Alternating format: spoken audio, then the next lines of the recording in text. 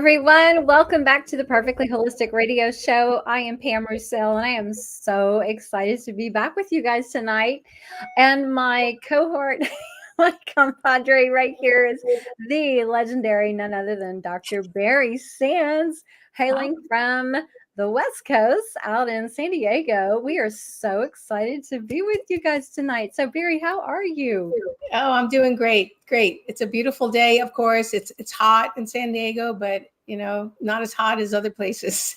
That's true. That's so true. And you have that nice, ocean breeze at least coming off there. And Yeah. that is wonderful. Well, we have such an incredible topic to discuss tonight. And I think if anybody would just like sit and really think long enough, they can probably come up with some type of memory or realization of what we're talking about, and they'll be able to connect some dots, because I think at every point sometime in our lives, those of us who have pets, we may experience something like this happening, but we don't really connect the dots and we don't even know it's a thing.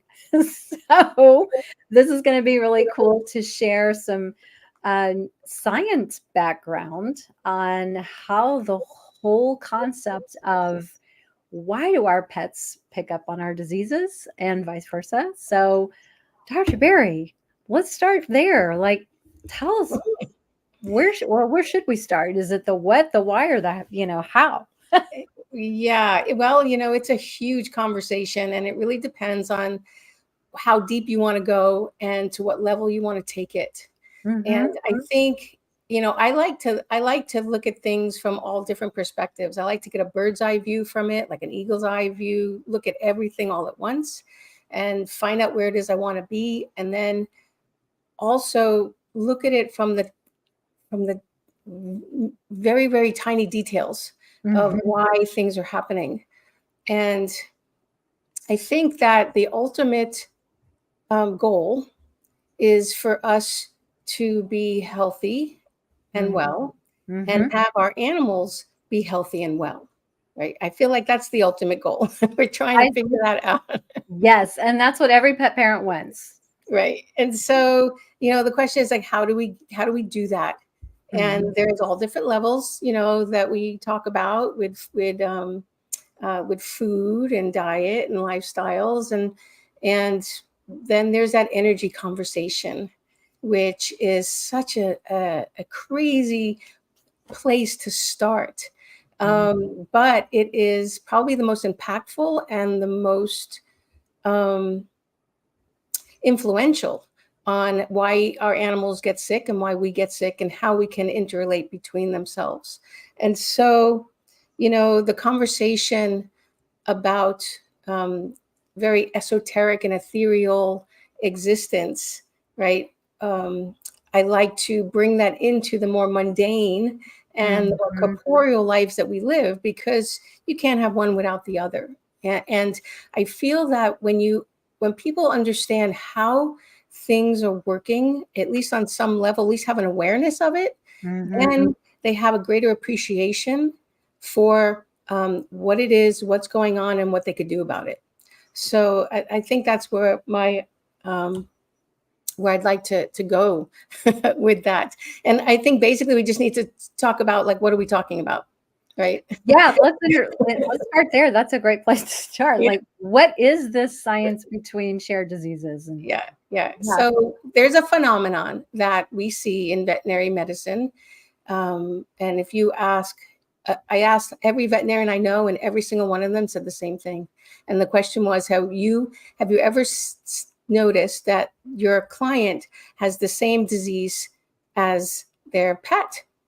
And their answer was, oh yeah, of course, sure. And I'm like, wait a minute. Why is that a shrugging? Of course, yeah, sure. Why are we not asking, like, well, okay, well, really? Like, what is happening, and how is this happening? And so that was, my question. And, when we talk about things like anxiety, that seems pretty easy.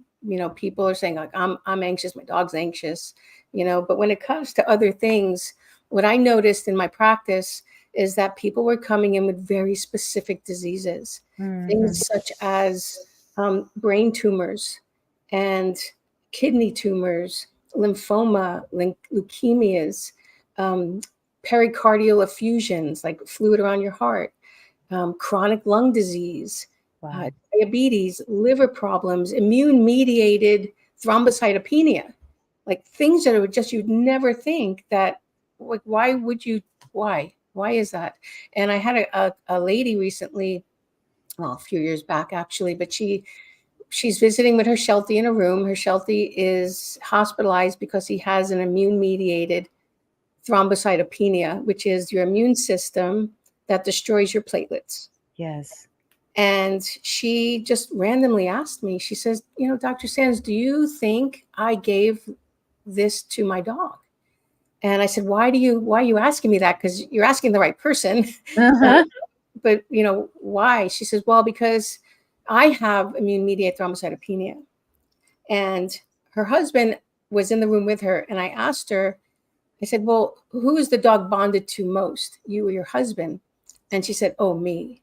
He's my dog. And I was like, okay, well, that makes sense. Right. And so there is a plausible mechanism of how that works.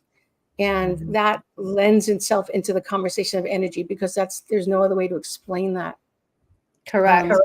Yeah. And so we explain it with entanglement, biofield entanglements. And there's an easy way to say it. I could say, we all have this biofield, which is a biologically generated field that is around us and every living thing in existence, from a tiny little particle to a subatomic particle to huge galaxies in the cosmos.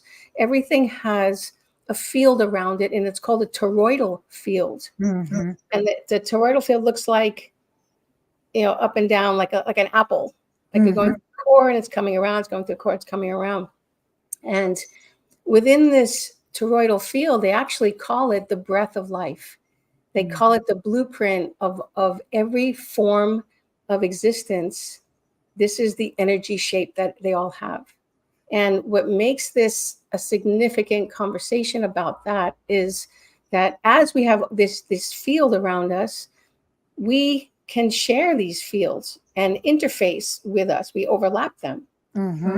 And there's a thing called information that's within these fields. And information is energy based. And it is in many, many different forms. And it's in the form of our thoughts and our emotions have the highest ability to transmit through these fields. And so when we are expressing something from our being, whether it's a thought or an emotion, and we're in front of our animal who is emotionally invested in us because we are now relevant to them, there is what they call a bioenergetic transference of our energy into their field that is picked up by this field, which has the ability to encode the information and to integrate that within their own DNA and create these epigenetic expression of proteins. Because in the field of epigenetics, we are influenced by the environment. Our DNA expression is influenced by your environment, whether it's the toxins in the environment, the electromagnetic frequencies, the microwaves, and all of that, plus your thoughts and your emotions. And when that DNA is exposed to all of that frequency, genes get expressed. And it can get expressed as there are good genes that can be upregulated. There are good genes that can be downregulated. There are bad genes that can be upregulated. And when I say good or bad, there's no such, not really good or bad, but just ones that are cause disease or that create wellness. And right? So when they are in front of us and invested in us, there is a situation where that energy is transferred and it's shared between the two.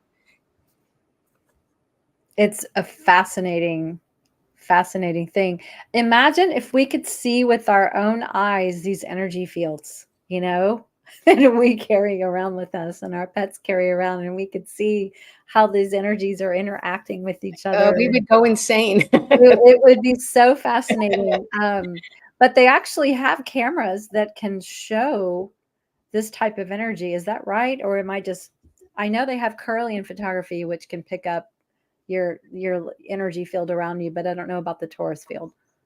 No, I mean, they have like magnetometers, and they have this like quantum interference devices that can pick that up. But I mean, whether or not I don't even know. Actually, we have not designed the technology yet to be able to measure this. Yeah. And that's why there's no great studies or proof around it. But we know it's happening because it's happening. It's a phenomenon. And sometimes the phenomenon has happened, and then there's this theoretical explanation that makes a lot of sense. And then down the line, someone develops a technology to prove you right. Yes. Yes, exactly. And then everyone goes like, oh my God, yay, So, Einstein said this quote. He said, everything is energy. And that's all there is to it. You match the frequency at the reality you want, and you can't help but get that reality. Yeah. And he said, it's not philosophy, it's physics. Exactly. Right. And then he says, well, E equals MC squared. And that little equation, when people ask, well, what's energy? Energy equals mass times the speed of light squared.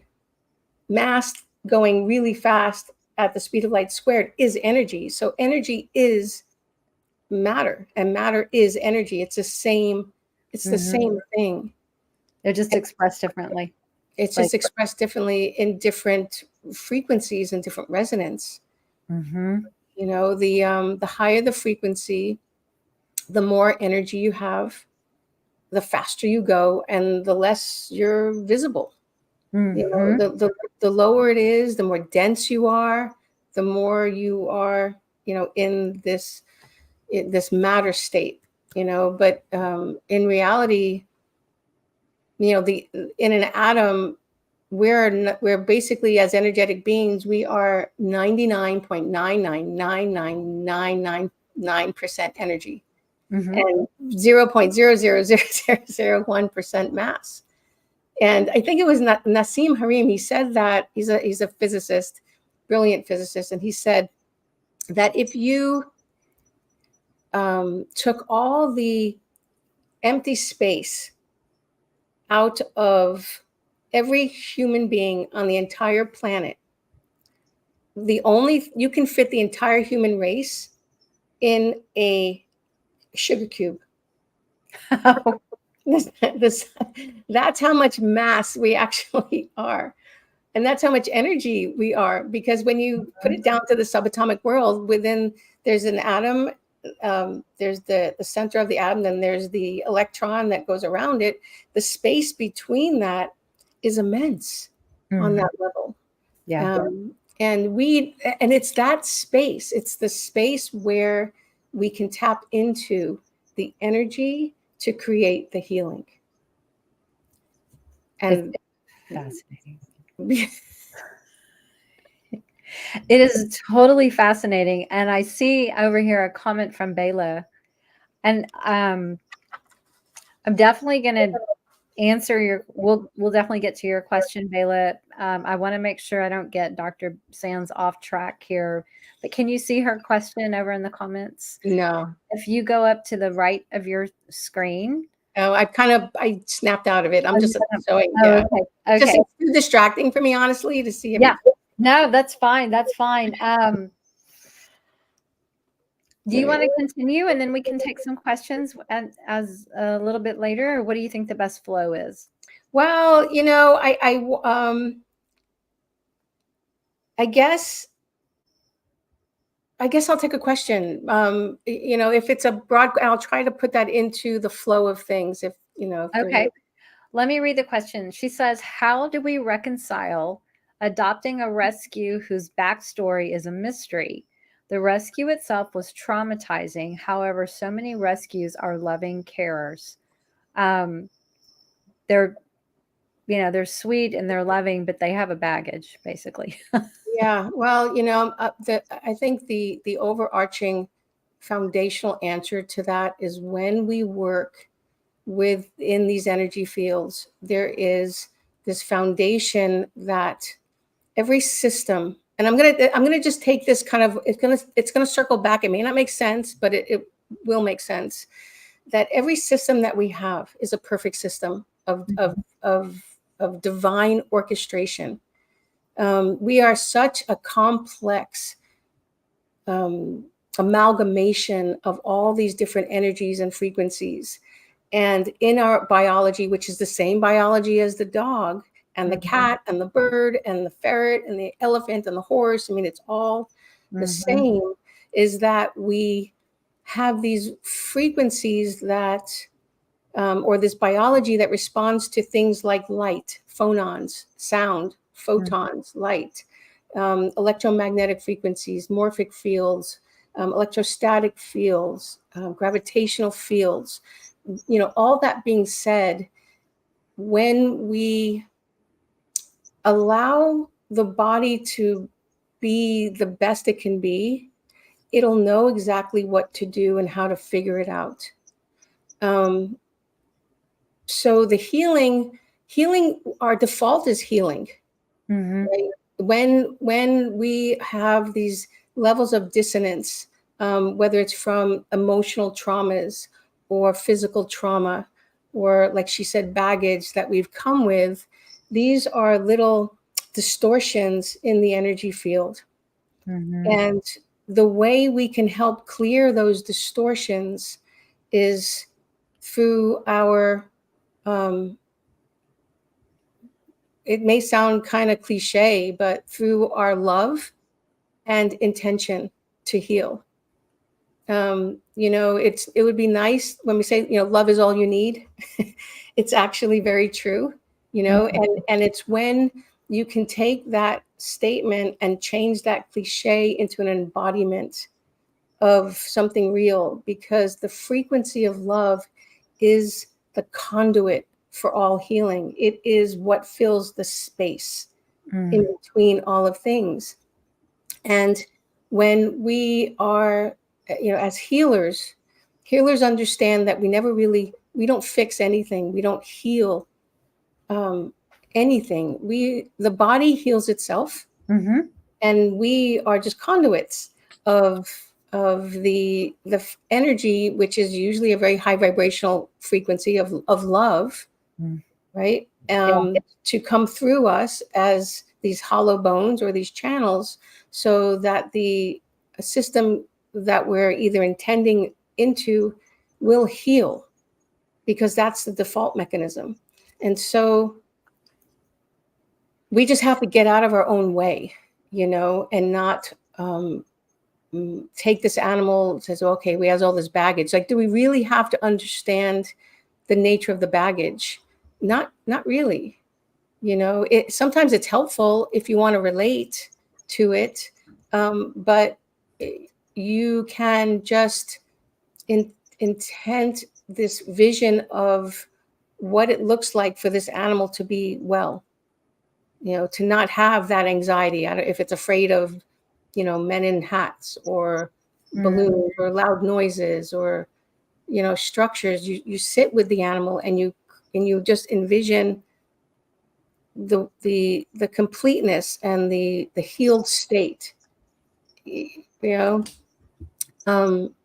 don't want to spend time focusing on what's wrong, like, oh, my dog is afraid of water, so I want him to go in the water. Right? That carries the energy, whether or not you want something that you don't have, or you have something that you don't want. It's the same energy. Yeah. And all of it's going to do is it's going to manifest more of itself. So the answer would be to create, visualize the healed state, and add that love into, funnel that into the animal or the person, that Mhm. you're with, to create that. And I wanted to remind people who are listening to something like this, if this is your first time to really think about concepts like this, love is the highest vibration. And so when you put that kind of a frequency that is very high, very healing, it's very powerful.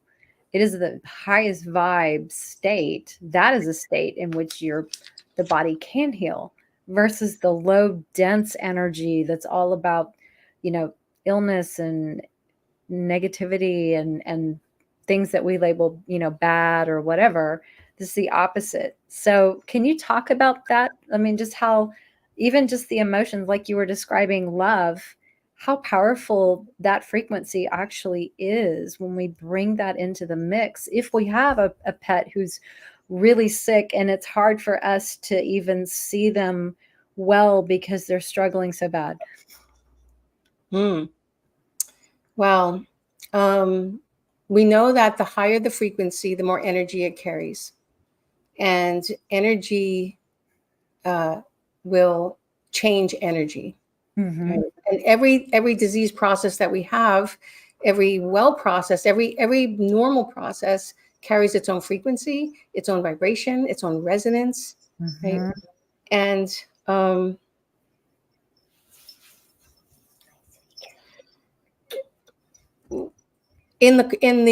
and I'm just gonna, because we mentioned that we were gonna do a little sciencey delve stuff, and I wanted to just introduce, and this may be helpful to some, Mm-hmm. that how much energy is available for us to utilize. And most people have no idea of how much there is. And it exists in this field, the space, right? We call it the 0 point energy, the field, the matrix, right? It's all Mm-hmm. this place, the space between, where we have this sea of virtual particles that are fluctuating in and out of existence, and they're so small and they're so fast that we just don't see them. But there is technologies that are being designed in the quantum world to tap into that energy to Mm-hmm. create product and healing products. So there's a whole list of things, that can be done with that. But there is, so we know that, we know frequencies, we know the electromagnetic scales of things, like the rainbow light, Mm-hmm. right? We have the red, orange, yellow, green, blue, indigo, violet. And on the violet, it gets faster. And then we have the X-rays, and then we have the gamma rays, and they're super fast, right? And the fastest, so the fastest, when waveforms are very fast, there's very little space between them, Yes. right? So a long wavelength is a lot of space. Mm-hmm. Short wavelength has very little space. So the smallest measurable space is called the Planck length. And it's named after Max Planck, who's like the father of quantum Mm. theory. And he actually won a Nobel Prize in 1918, really long time ago, for the studies of these quantum constants that are universal. Mm-hmm. So the amount of energy, the smallest length, the time, density, like all of these things. But the Planck length, which is the smallest observable Mm-hmm. wavelength, is um, it's 10 to the negative 35, which means that it is 10 with 35 zeros in the opposite direction. Mm. And say red light is 10 to the negative 12. Oh, Right? wow. So it's super, super, super small. Yeah. And the the the the, the importance that I have around that, or like why do we care about that, is because there's a lot of energy in that because it's so small and it goes so fast. There's so much energy. So how do we tap into that energy? We tap into that energy with our intention and our awareness and our consciousness and our vibrations. So like Einstein was saying, you have to, your energy has to match the vibration of where you want the reality you want, and then you will get it. You can't, there's no, you It's won't, science. it's just science. So how is there a way that we can match that resonance, that frequency in those quantum states, right? Yeah. Super fast. And so, you know, I'm going to say yes. I'm going to say yes. And those are the times where our physiology, when we are in those states of deep meditation, when we are in those transcendental moments, when our brain waves are in gamma wavelength and we are just connected to source, that's the interface in that quantum world where we are now engaging with those particles. And with our intention, we're creating matter, because energy creates matter. Energy is the force that forms matter. With sound, sound also, you know, forms matter, shapes of matter. So when the frequencies of love, of gratitude, joy, awe, right? Authenticity, you know, to really be who you are, because our authentic self is connected to our higher selves, which is connected to spirit, which is, you know, already in that quantum realm. Yeah. You know, so that there's this conversation that goes back and forth between the science and then the spiritual, and our bodies are built for that. We are built to understand that in our physiology. We may not be able to conceptualize it. You know, if I'm talking to my mom about this, she wouldn't even know what I'm talking about at all. She'd be like, "You just Like, what? You can't speak like that to me." You know, but if I tell him, "Mom, you just have to like go into your heart and put love out into the world and connect, you know, with source," you know, she'd be like, "Oh, okay." You know, I could do that. I can go meditate and do that. But the power, there's so much power in those states, you know, and I think when we understand that within this level of complexity, there's an ultimate simplicity to it. You know, and the simplicity is the emotions that we emit and the thoughts that we have, and that creates the intention, and that intention is connected to our consciousness, which is connected to the quantum field, which is connected to the healing. Yeah, it's like a chain. It's like a little chain link, you know, on a quantum chain link, so to speak. It's fascinating. Um, so Like there's a movie, if you have you seen the movie Doctor Strange? yes, Okay. So there's a part yes, in the movie where Doctor Strange, he goes to the temple of yeah. Kamenja, right, to see the Ancient One. And he has this experience. And he says, "So Ancient One," he says, "So you figured out a way to reprogram nerve cells to self-heal?" And she says, "No, Doctor Strange. I reorient the spirit to help heal the body." Right. And so that's the shift. It's changing the paradigm of what health is, what disease is, feeling that you have no choice, you know. And I get it. Sometimes when you're so sick and you're steeped in the illness, you don't feel like you have a choice. You know, Yeah. you don't see the light at the end of the tunnel. You just don't.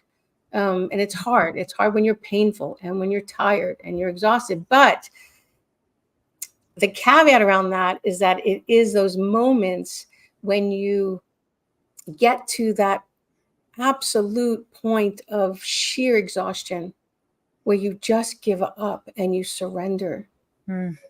That's that little gateway that allows the healing and the magic to start, you know, when you're just like ready to give up. You know, Yes. that's when these divine interventions normally come. when you're ready to just end it. And they're like, no, wait. Well, and that makes a lot of sense because we're putting a lot of resistance, you know, up to that point where we're pushing, we're struggling, we're fighting against a reality or something that's not what we want. And so we're putting that kind of negative resistance energy into the field. And like you said, when you get to that point where you just like, I can't do this. And you stop the struggle, you stop resisting, that's when the energy can start flowing. Is that kind of how that works? I think that's Yeah. how it works. Yeah. You give in to that, that divine source of, of healing. Mm-hmm. And it happens because healing happens. The body is designed to heal. And we forget that. We are every minute, every second of every day with our 10, we have 70 trillion cells, right, that are undergoing hundreds of billions and billions of reactions every Mm-hmm. second. It is Mm-hmm. a busy, busy place. And, if I had to think about protein expression, DNA expression, protein folding, checking to see if there's some mutations in there, and then having to take it apart and send it back to the nucleus and then put it out again, and have all these chaperone proteins come and take it out of the cell and send it to where it needs to go, and have that done like on 1,000-fold. We would die of exhaustion. Yeah. There's no way, right, Right. that we'd be able to do that. We're not that intelligent, and our body is that intelligent. And if you think about all the discoveries about the body that are being made, I mean, they're exactly that. They're discoveries of Mm-hmm. something that is already happening inside of us. And Yes. so, there's always this question that, are we spiritual beings having a human experience, or human beings having a spiritual experience? Mm-hmm. And I like to say, well, I think it's kind of both, and it depends on where you're at in the moment in time. But if we were energetic spiritual beings designed to be human, right? I believe that we would, knowing humans, knowing our inabilities and our just the way the density that we live in, right? We would set up mechanisms inside of our bodies that we would be able to reconnect with ourselves, like a Mm-hmm. dial-up or a Wi-Fi, you Yeah. know, Yeah. and that's already, and then those mechanisms are built in. They're built into our organs. They're built into our hormones. They're built into our pineal gland. Mm-hmm. Mm-hmm. That little structure in the middle of our head, that's no bigger than the size of a pea, is actually a crystalline structure that gets activated through piezoelectric mechanisms. When the cerebral spinal fluid comes around our spine and goes into our brain, the fluid gives pressure to that crystal, and the crystal starts to activate. And the only thing it does is connect to the It's cosmos. it's like an antenna that just sends off a frequency, and it's like I always envision it as like a purple indigo light that goes straight up to source, or into the universe, like a little like a little laser beam. Like Yeah, in my in my crude expression or description. That's kind of how I envision that. But it is fascinating when you look at things from the perspective of energy. And I had a thought I was going to ask you. Um, oh goodness, it had something to do with the pineal gland. I've always wondered, and I don't know why it just hit me now. Do pets have a pineal gland or just humans? yeah. They do. That's They do. happening. That's interesting. Mhm. Okay. And it makes you wonder how much theirs are working all the time because ours are so ours have been calcified from too much fluoride and toxins and everything else. So I just always wonder, huh? Right. Because our pets, I think, are so much more intuitive than we are a lot of times. Yeah. They operate on a whole nother sensory level, especially cats, because they see things. They see real spirits and all entities and all cool things like that. I'm sure dogs do too. But we don't see that with our eyes, so No, no. it's funny. Yeah, I mean, some people do, right? And depends on the thing. You honestly, you couldn't live in a three-dimensional reality and see all those things all the time. It's too much information. The Yeah. input is too great. And that's why we sleep. Mhm. It's in dream time where we can experience those other realms and those other frequencies. And in this moment by moment, like you and I are talking, and this show is going to go on for a certain amount of time in a linear way, right? But Mhm. time isn't really linear. It's like a whole conversation in and of itself. Uh, Yes. and how can how do we, in a circular way, you can go in meditations or journeying, you can go into the future to heal the past, to change the present. And that's, it's like, well, how do you do that? Right. But we're kind of doing it all the time, but we don't really realize how we're doing it and when we're doing it. Like if you are, say, oh, I don't know, you have some, you walked into the bedroom of your husband and he was sleeping with a woman, right? And you've caught them and you were traumatized. Right? Mhm. And your body went into shock, your mind went into shock. You were very upset, Mhm. and you carry that with you, and you carry that with you into your future, right? That feeling into your future. And Yep. maybe weeks go by, months go by, years go by, and you're still traumatized by that. So in an essence, if we journey into our future, being that, say, you see yourself um, happy with another man, in a beautiful home, doing everything you love, right? And you actually start to feel that way and you Mhm. envision that way, then all of a sudden, what that has done, that has taken you back years ago to the past when that moment happened, cleared that, healed that, so that now in your present moment, you're fine Mhm. because you've already had a future experience of yourself doing something else. Yes.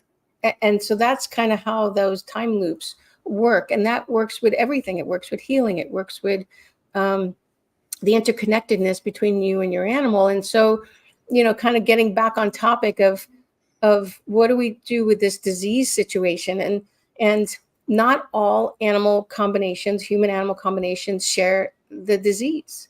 Mhm. Sometimes the animal will take the disease from the human so that human doesn't get it. Mhm. Sometimes it's a shared phenomenon. And then sometimes the animal is just a rock that holds space to support the person through the condition. Yes. So it's not an absolute phenomenon.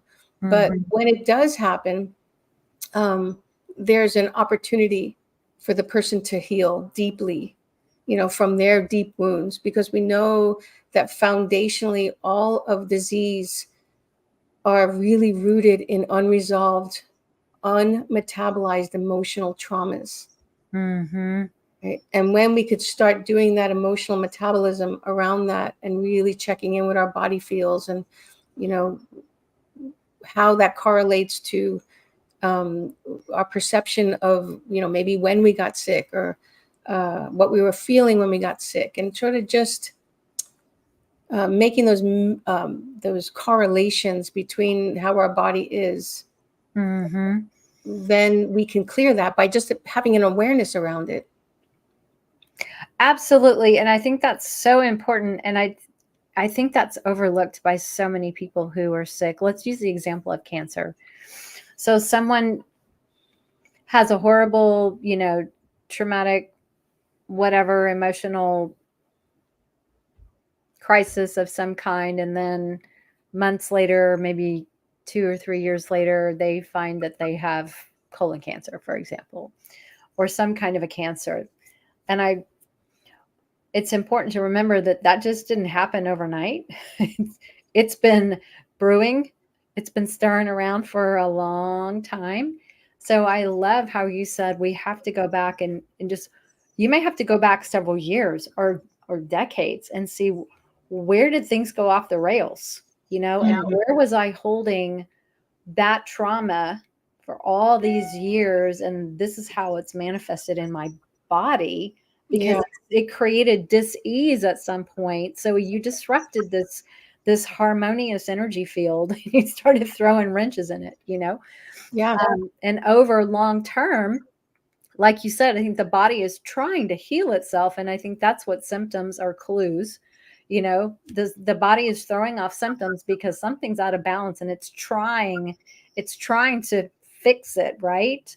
Um, so this is so fascinating because I know for a fact that people like Dr. Joe Dispenza have people come to these workshops and week-long retreats who have cancers and are able to release all this past emotional trauma and see themselves as healed, and their biology literally changes, and scientists are looking at these results going, there's no way this is the same person. Their microbiome looks different, their blood looks different, their cells look different, you know. Yeah. And the person is totally changed, and their illness, their disease is no longer because they're not that person anymore. So Yeah. can we talk a little bit more about that in light of like how our pets are, how we can do that for our pets? Is it possible for us to reverse their disease, or we have to start with us? How Uh, does that work? yeah. I think because we're talking about the shared condition, I think, the body being intelligent the way it is and healing is its goal. Disease is, or illness is actually a biological solution to an emotional trauma. And Mm, um, what I mean by that is that, uh, like for instance, like we were talking about cancer, like in women who have breast cancer, the when you get a lump in your breast, the reason why your body has um, decided to make more of breast tissue is mhm, because there is some unresolved emotional conflict around the need to nurture a child, or mm, there may have been a loss of a child. There's a science called biological decoding, and within that realm, there's systems of, what was the trauma, when did it happen, mhm, and there are many examples of women that would be like, oh yeah, well, I noticed this lump in my breast. Um, and it happened 2 weeks after my daughter was in a car accident and she was in a coma and I couldn't save her. And mm, so then all of a sudden she gets breast cancer, right? Because the body's like, okay, well, you're in this emotional turmoil. So, well, what? Okay, let's feed the baby. We're going to nurture the baby, so we're going to make more boob, And so right. that's the mind, that's the simplicity of the body and how it reacts. And in with clinicians working with people in this biological decoding way, when they have that realization and they process through that, then the cancer goes away Mhm, and the masses start to shrink because the body doesn't need to do that anymore. And that's like the magic of that energetic level. yes. And so there's I think that is one way that we're putting that onto our animals.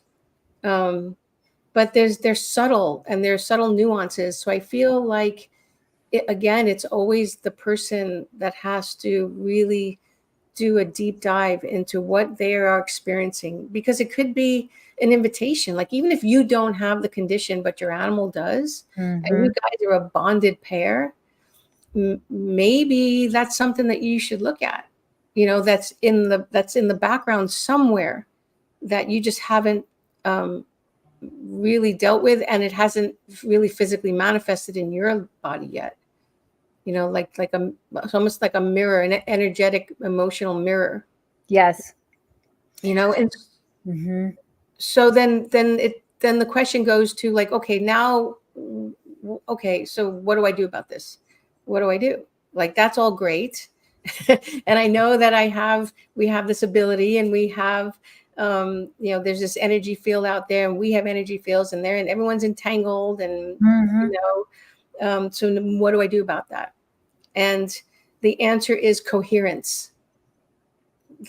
When a body goes into a coherent state, there is this, I'm going to call it magic, because there's this magic that happens within the physiology where everything becomes this ultimate state of healing and wellness.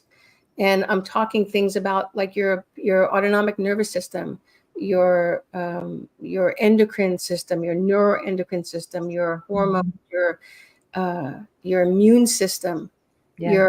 your heart rhythms, your brain physiology. Everything is in this alignment. And when you're in that state, that goes into that field, that toroidal field around you, as an energy signature that gets radiated out onto your pet and the people around you. I think on our last talk, when we talked about energy, I mentioned this state of matter that was absolutely fascinating to me when I learned it. We normally have, solid, liquid, gas, right? That we know of, but then there's plasma, and then there's this fifth state of matter called, and it's a quantum state. It's called the Bose-Einstein condensate. And I'm gonna tell you how fascinating this really is, because it happens in our biology, and that's what makes it really cool. That they noticed, Einstein and Bose when they did this experiment, when you cooled atoms down to absolute zero, which is really, really cold. It's like negative 450, 69 degrees Fahrenheit, like super cold, right? And they said, okay, well, what happens to atoms when you do that? They noticed that when you cool these atoms down, they start to coalesce and condensate into this like one big field, this coherent quantum state, and they call it superfluid, a superfluid state. And in that superfluid state, what happens to the atoms and the particles is that they become, they have this motionless, endless flow with no viscosity, which is in my mind an oxymoron. Like, how do you have flow and not be viscous, right? But it does. And it loses, and because of that, it loses no energy. So it's like you have to get out of your conceptual head to really appreciate this. But this is a state where you have these particles that are endlessly moving and have tons of energy that are just waiting, kinetic energy, it's potential energy. So why is that important? So we don't live at absolute zero, right? So there's this guy, his name was Henry Frolick, and in 1968 he wrote a paper about how this Bose-Einstein condensate happens in a biological system at body temperatures of like 97 degrees, how we are. And he realized that when the body is in a completely coherent state, the atoms will come together and it will act the same as it does in that super cooled state. But it does that in our physiology when we are in coherence. Wow. And when we're in that coherent state, and you just think about it, okay, well, now that I'm in that state, that means I have endless amount of energy, and I can move and flow in any direction that I want, right? And impact everything around me. And so when we go into that coherent state in our system, which is not very hard to do, right? Because remember, as energy beings flop it into a human form, we got to make it really simple. Right. It's a matter of learning it. That's all. We just have to make it simple. And the simple thing is it's Breath. It's that breathing, that mindful breathing, going into your heart, out of your head, into the unity center of your existence, breathing slow and purposeful, so that you are now relaxing your autonomic nervous system out of that sympathetic drive. Mm-hmm. Then you pull in an emotion of high frequency, a regenerative emotion, and that's would be love. Yeah. Love, care, gratitude, appreciation. And then once you're in that state and you feel that your body is going to respond in that way, and you get to throw it out there like a little energy ball or an Mm-hmm. field to encompass that healing. I mean, it sounds really simple. All you need is love. In a coherent state. And a coherent state. And you can't be, you can't be incoherent, like non-coherent if you're in love. Right. Like just by virtue of the frequency. They don't mix. Yeah, you're always coherent when you're in love. Mm-hmm. And That makes sense. and we have to just remember, people say, well, I can't find, I don't know how to feel that way. I can't feel that way in a moment's notice. I don't know how to do that. And I'm like, well, find a memory. Find a memory of something that you have, a moment that we were in awe of, or love, or, I mean, everyone has at least 3. That was like this monumental occurrence in their life that they would like, oh my God, it was the best thing ever. And remember that memory and relive that memory. Mm-hmm. And your physiology is going to flood with all the hormones of that, and all the nervous signaling is going to happen around that. And then your heart rate variability is going to change, and and then the quantum state is going to listen. You're going to tap into that universe that's out there in this field, and it's going to give feedback to you. And it's going to say yes, yes. And I have an example to share that happened this morning. It was so interesting. So I'm trying to remember to be more present when I'm holding my cats, instead of trying to, scroll through Telegram and look at this and look at that and have one of my cats in my arms. And I just caught myself this morning, and I'm like, be present, be present. And so I'm sitting at the breakfast table, and Breeze is literally upside down in my arms like a baby. And she is just purring away, and the sweetest thing. And I just sat and had a few moments with her, and I'm just soaking it in, and just like, you have all of my attention, 100%. And of course, your heart gets all swelly, right? Is that even a term, swelly? And then, okay, so that moment passed, and fast forward, an hour or two, and I'm at the gym, and I'm starting to notice I'm getting irritated by somebody. And I'm like, I felt it, and I was aware of it. And I thought, no, cancel. I have to shift my energy. And I said, think about Breeze. So I went back into that moment where I was having that blissful moment, imagining her in my arms again, and bringing that vibration back to where it needed to be. So it doesn't have to be like you have to think of a memory that happened 20 years ago. We have these amazing moments with our pets every day. If we would just be present and just tap into that love that they are giving us, and just connect with them. If you're starting to have a moment and you catch yourself going into a negative state, or negative emotion, or having an attitude or something that is not serving, just go, okay, cancel, clear, shift, and think about that moment that you experienced this morning.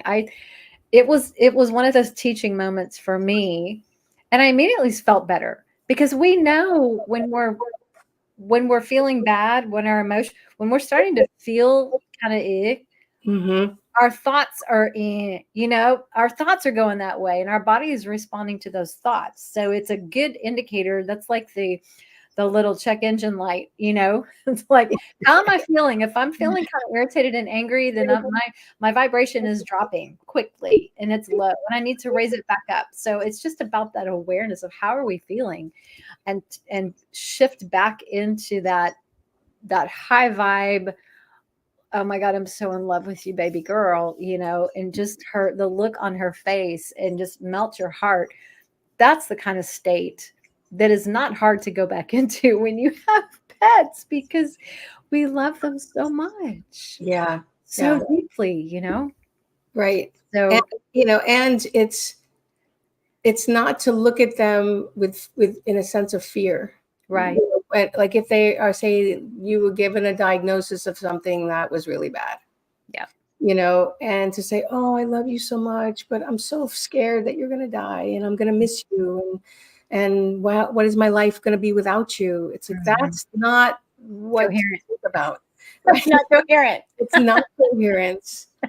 That is not, I had this, I was treating this puppy, 6-month-old puppy with really bad heart disease. And I was Mm. doing a stem cell therapy on the dog. And because the cardiologist said, you know what? I don't know.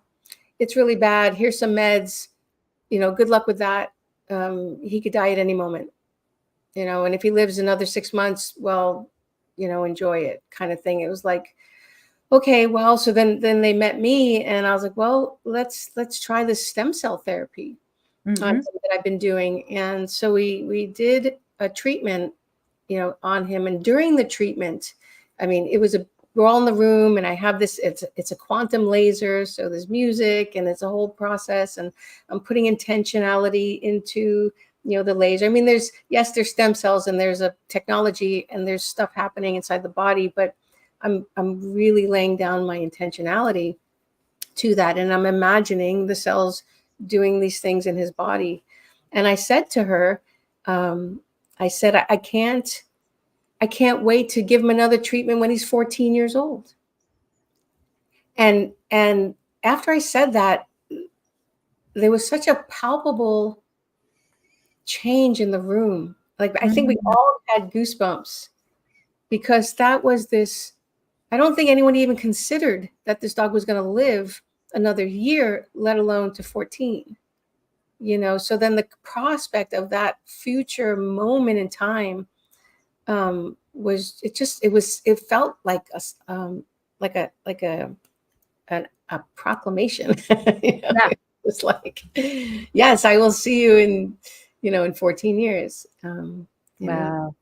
So, That's and it's just that's the so putting powerful. out that energy, and that's a different energy. It's not giving you the diagnosis of death and Mhm. adding more fear to that. It's giving you this opportunity for potential, and that potential to heal. It may happen, it may not happen. I don't know. I don't have an attachment to it. I just wanted it to be. Mhm. I'm like, that would be great. Here's all the love I can give, and let's create that healing. Mhm. That's amazing. I can't believe we're out of time, but gosh, this has been so fascinating. You guys, if you have enjoyed this, definitely drop a comment in here. Share it with someone who has a pet that needs to hear this message. And Dr. Barrie, any final thoughts before we wrap up? Um, you know, uh, if our thoughts are generation of frequencies, then healing intentions are coherent light. It's this coherent state, and as that coherent light, all this is where the healing happens on every level of the universe, every Mm, place, every atom, every structure, from tiny quarks, which are subatomic particles, to the big quasars, which are these cosmologic huge things in the sky. It's all the same, mm, all the same principle. And so, just to trust yourself, to tap in. And if people want to know more about that, they can go on my website, yeah. drbarriesands.com. And yeah, and it's all we just, love is all you need. So go give your pets and your kitties a lot of love from us and a big hug. Love. And thank you guys so much for being with us. And we will be back again for another fascinating talk about energy, frequency, and vibration in the near future. So thanks, everyone. Have a great night. Thank you.